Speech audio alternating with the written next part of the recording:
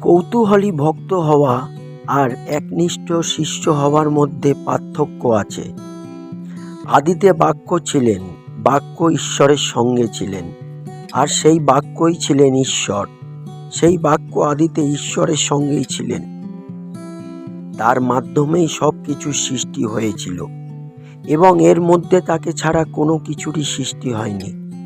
অতএব যে কেউ আমার এই সব কথা শুনে পালন করে তাকে এমন একজন বুদ্ধিমান লোক বলা যাবে যে পাথরের উপরে নিজের ঘর তৈরি করলো, পরে বৃষ্টি নামলো, বন্যা এলো, বাতাস বয়ে গেল এবং সেই ঘরে লাগলো, তা সত্ত্বেও তা পড়ল না, কারণ পাথরের উপরে তার ভিত্তিমূল স্থাপিত হয়েছিল।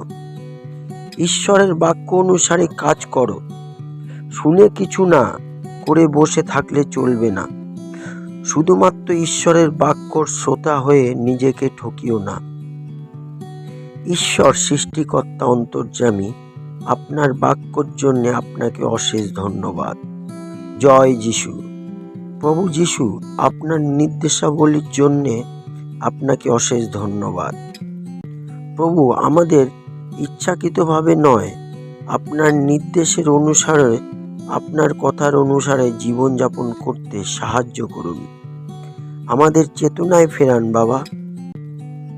আমাদের প্রার্থনা গ্রহণ করার জন্য আগাম ধন্যবাদ জানাই, শত কোটি। হালেলুয়া। জয় যিশু, জয় হোক। আমেন।